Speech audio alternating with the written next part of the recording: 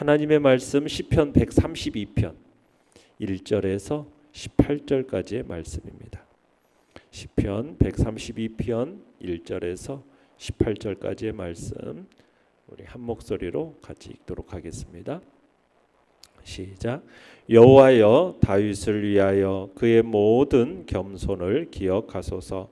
그가 여호와께 맹세하며 야곱의 전능자에게 서원하기를 내가 내 장막집에 들어가지 아니하며 내 침상에 오르지 아니하고 내 눈으로 잠들게 하지 아니하며 내 눈꺼풀로 졸게 하지 아니하기를 여호와의 초소 곧 야곱의 전능자의 성막을 발견하기까지 하리라 하였나이다.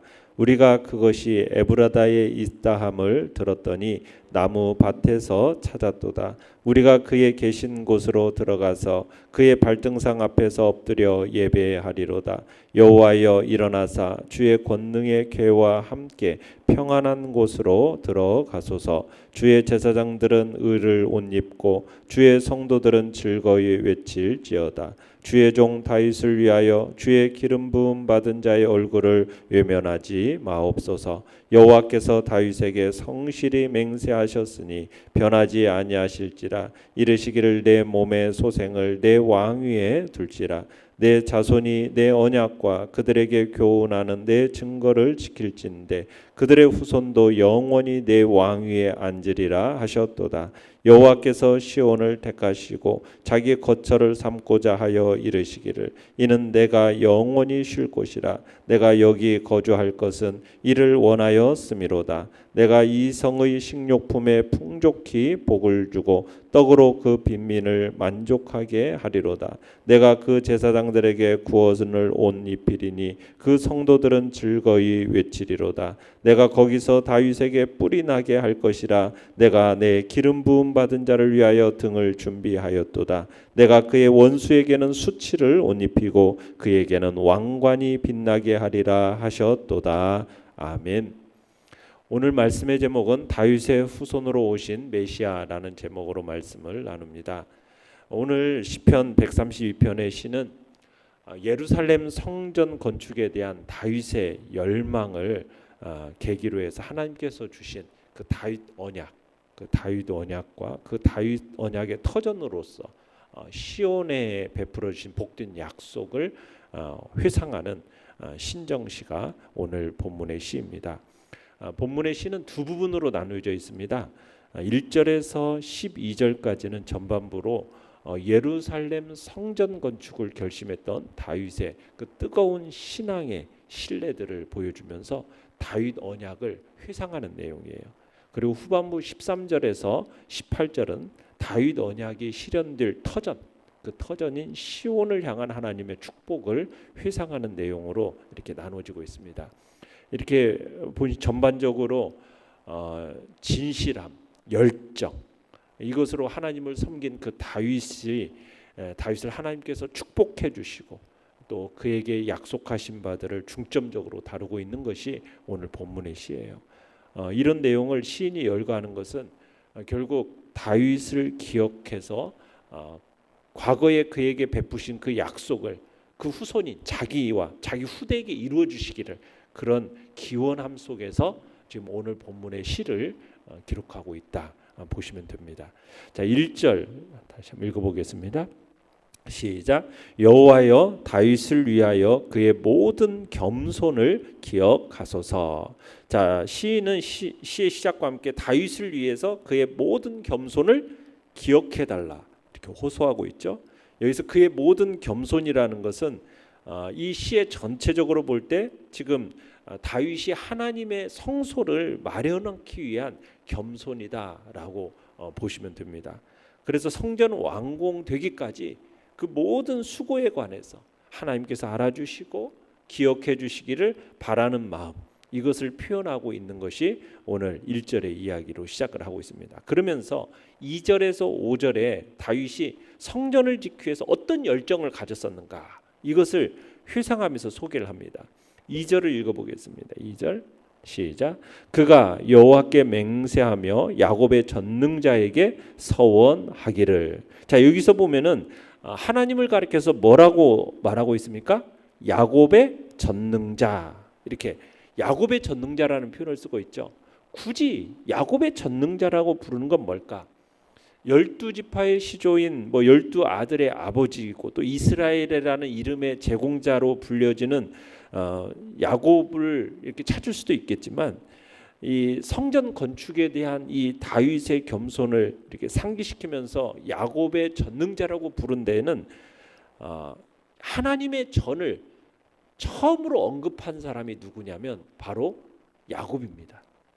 야곱이 형한테 쫓기면서 이제 하란으로 가지 않습니까? 그 가는 길목에 베델이라는 곳에서 이제 하나님의 천사가 오르락내리락 하는 그 사닥다리를 꿈꾸고 그곳에서 하나님의 전에 대한 이야기를 언급하거든요.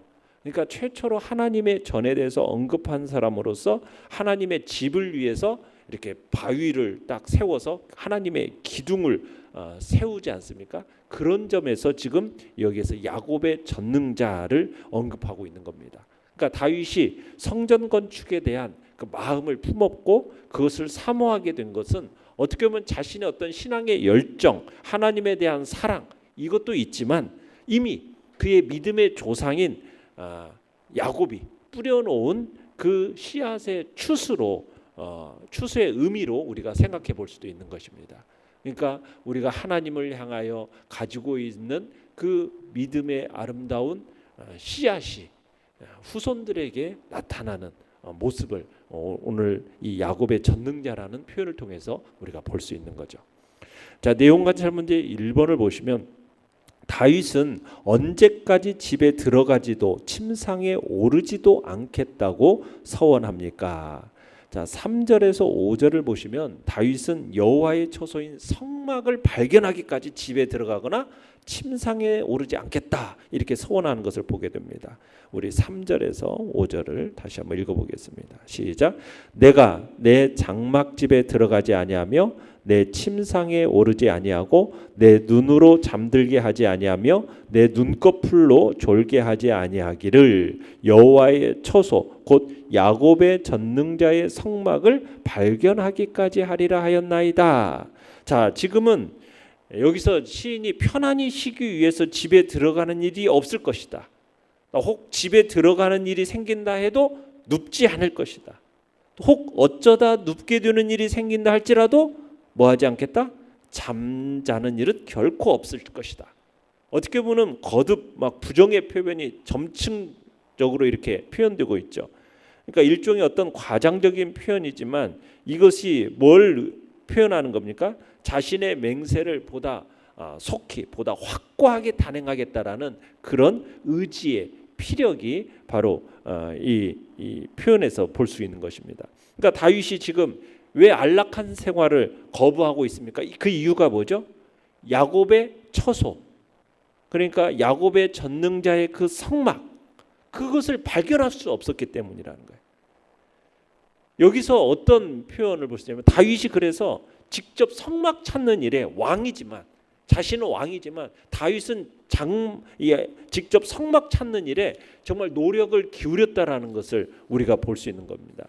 이 속에서 우리가 볼 수 있는 것은 성막을 찾는 이 다윗의 이 간절함이 성전 건축에 대한 뜨거운 열정, 염원, 이것을 단적으로 보여주는 말씀인 거죠. 그러니까 다윗에게는 반드시 이루고야 말겠다, 불굴의 의지가 있었던 겁니다. 그러니까 이 성전 건축에 대한 이 열망과 열정은 이 성막을 찾고자 하는, 이제 다음에서 보시면은 이 법궤, 언약궤를 찾고자 했던 그 마음에서부터 시작되어졌던 거죠. 나중에 이제 성전을 건축하고자 하는 의지를 가졌지만 나단 선지자를 통해서 하나님께로부터 성전 건축에 대한 성전 건축은 안 된다라는 통보를 전달받고 일단락은 되잖아요. 그럼에도 불구하고 이 성전 건축에 대한 다윗의 열정은 사라지지 않습니다.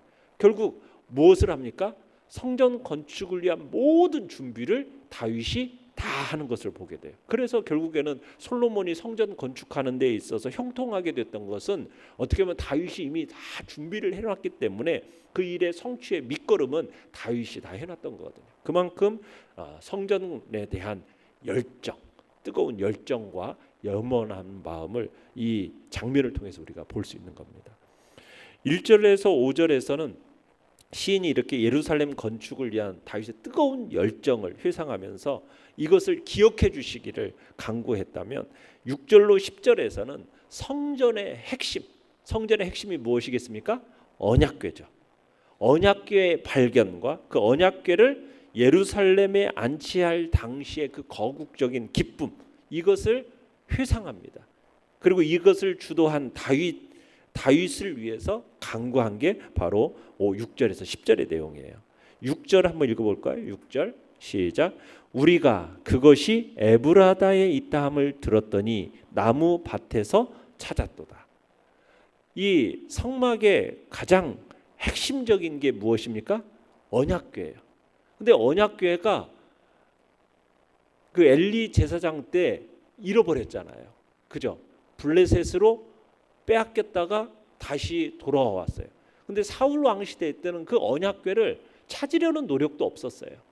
그래서 어디에 놨는지 방치가 되어버렸었어요. 그런데 다윗이 왕으로 오르면서부터 뭘 찾습니까?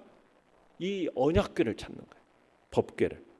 그러고서는 그것이 어디 있는가 들었다라는 거예요. 어디에서 들었대요? 에브라다에 있다함을 들었다라는 겁니다. 에브라다에. 언약궤를 찾기 위해서 그렇게 돌아다니다가 에브라다에서 이 언약궤의 소재를 파악하게 됐고 결국 나무밭, 이 나무밭은 뭐냐면 기럇 여아림을 의미하는 시적 표현입니다. 기럇 여아림.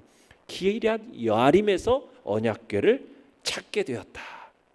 그러니까 언약궤를 발견하는 일에 있어서도 다윗이 얼마나 열심이었는가 이것을 부각시키고 있는 거죠. 그러니까 하나님을 향한 열망, 열정 그리고 염원이 바로 성전을 건축하는 일에 대한 열망에서 성막을 찾고 언약궤를 찾고 이런 데서부터 벌써 있었음을 보여주고 있는 겁니다. 그렇게 하나님에 대한 그 열망과 열정이 결국 무엇으로 나타납니까? 다윗의 언약으로 하나님께서 복 주심으로 나타나죠. 하나님께서 시온을 향한 축복을 내리시기를 다윗의 언약에 따라서 이제 간구하는 내용을 지금 시인이 적고 있는 겁니다. 내용과 찰문의 2번을 보시면 하나님께서는 다윗에게 무엇을 약속하십니까? 우리 12절을 읽어보겠습니다. 시작. 내 자손이 내 언약과 그들에게 교훈하는 내 증거를 지킬진대 그들의 후손도 영원히 내 왕위에 앉으리라 하셨도다. 자, 하나님께서 뭘 약속하고 계십니까? 내 후손이 어떻게 될 거다? 영원히 내 왕위에 앉을 것이다 라는 약속을 주십니다. 자, 그 약속은 이미 하나님께서 11절 하반절에 가보시면은 뭐라고 되어 있어요? 내 몸의 소생을 내 왕위에 둘지라 이렇게 표현하고 있지 않습니까? 그러니까 하나님께서 친히 맺으신 그 언약을 지켜서 다윗의 몸에서 날짜를 왕위에 앉게 해주시겠다고 약속을 하고 계시는데 12절에서는 하나님께서 바로 그의 나라가 어떻게 될 거다? 영원할 것을 약속하고 있습니다. 영원할 것을. 그런데 그 영원할 약속에 대해서 12절에 보시면 조건을 내세우고 있죠. 그 조건이 뭡니까? 내 자손이 내 언약과 그들에게 교훈하는 내 증거를 뭐 할진대? 지킬진대. 그러니까 다윗의 자손들이 내 언약과 내 증거를 지키는 조건을 거두고 있어요. 그러니까 다윗의 나라가 영원하기 위해서 어떤 국가를 수호하기 위한 어떤 행위 이전에 하나님의 언약, 하나님의 증거 이것을 지키는 일이 우선되어야 된다는 거죠. 그러니까 왕이 국가와 어떤 보위를 튼튼하기 위해서는 다른 어떤 것보다도 뭘 해야 되는 겁니까? 하나님께서 강력하게 이렇게 붙들어 주셔야 되는 거예요. 그러니까 다윗의 뒤에 오는 왕들이 정말 율법의 진정한 가치를 깨닫고 지켜낼 때 다윗의 위가 영원하기를 기원하고 있는 것을 보게 됩니다. 자, 그러면서 연구와 묵상 문제 3번으로 가보시면 하나님께서는 왜 다윗과 하신 언약을 다윗의 후손에게까지 신실하게 지키십니까? 하나님께서는 당신의 언약을 어디에 기초해서 지키시기 때문이냐? 하나님의 성실성의 기초에서 지키시기 때문에 후손에게까지 신실하게 지켜나간다 약속하고 계시는 거예요. 11절을 한번 보겠습니다. 11절 시작. 여호와께서 다윗에게 성실히 맹세하셨으니 변하지 아니하실지라. 이르시기를 내 몸의 소생을 내 왕위에 둘지라. 자, 여기서 지금 하나님의 다윗 언약의 특성을 강조하고 있는데 어떤 특성을 얘기하고 있습니까? 성실히 맹세하셨으니 뭐하지 않을 거다? 변하지 않을 거다. 불변의 언약, 불변하는 언약, 이것을 강조하고 있어요. 그러니까 하나님께서 자신의 그 언약대로 이 자신의 기도를 결코 물리치지 않을 거고 반드시 응답할 것을 확신하고 있는 거죠. 그러니까 시인이 이런 믿음대로 하나님께서 다윗과 그의 후손들을 축복하셔서 다윗 왕가의 혈통이 끊어지지 않게 하셨어요. 그러니까 언약이라는 것은 어느 한편의 일방적인 요구, 수용이 아닙니다. 언약 당사자는 하나님만이 아니라 다윗의 후손도 포함되어 있어요. 그죠? 약속이라는 것은 일방적인 약속. 그런데 그 일방적인 약속이라기보다는 함께하는 약속을 지금 얘기하고 있지 않습니까? 그러니까 언약을 따라서 은혜와 축복을 주시는데 다윗의 자손이 반드시 가져야 할 삶의 자세가 있죠. 그 삶의 자세를 12절에서 얘기했던 거예요. 뭐예요? 하나님의 말씀, 약속을 어떻게 하는 겁니까? 지켜내는 거죠. 그것이 계약을 맺는 사람에 있어서 최소한의 의무인 겁니다. 그런데 다윗 이후에 다윗 왕조의 역사를 보면 어땠습니까? 하나님 앞에서 최소한의 의무를 행함에 있어서 소홀하게 행합니다. 결국에는 어떻게 됩니까? 결국에는 망하는 것처럼 보여요. 그런데 하나님께서는 그 망하는 것 같은, 결국 나라가 멸망하게 되었고 결국에는 그 징계를 받았어요. 그렇다고 해서 하나님의 언약이 완전히 파기되었느냐? 아니라는 거예요. 하나님은 그 언약을 결코 파기하실 수가 없습니다. 결국 다윗의 혈통을 통해서 하나님의 영원한 그 후손의 영원성을 이제 확보해 내시는데 그걸 어디에서 만들어냅니까? 바로 메시아 되신 예수 그리스도를 보내심으로 말미암아 하나님의 그 언약, 다윗의 언약을 완성해 주시는 거죠. 그러면 하나님의 이 언약이 이행될 수 있었던 이유는 어디에 있다고요? 우리가 뭔가를 하나님 앞에서 성실하게 했기 때문이 아니라 바로 11절에서 얘기했던 것처럼 하나님의 그 성실성, 다윗 언약을, 당신의 언약을 당신의 성실성에 기초해 두었기 때문에 그 하나님의 언약이 성취될 수 있었던 거죠. 만약 변하는 우리 인간이나 우리 인간의 행실에 기초를 두었다면 이 언약은 파기되었을 겁니다. 그러나 하나님의 이 다윗 언약은 당신의 성실하심, 당신의 진실하심, 여기에 기초를 두고 언약을 이행하셨기 때문에 이 언약이 성취될 수 있었던 겁니다. 자, 그러면은 느낀 점 4번을 보시면 다윗 왕조의 그 영광스러운 미래를 약속하시는 하나님을 보면서 무엇을 느낍니까? 이 다윗 왕조의 그 영광스러운 미래를 약속하시고 그 언약을 이행하시는 이 하나님의 모습 속에서 우리는 큰 위로와 소망을 느끼게 됩니다. 우리가 어떤 어려움과 위기가 닥친다 해도 우리가 절망하거나 낙담하지 않을 수 있는 이유가 바로 여기에 있음을 느끼게 되는 겁니다. 우리는 악합니다. 변덕스럽습니다. 실패할 수도 있어요.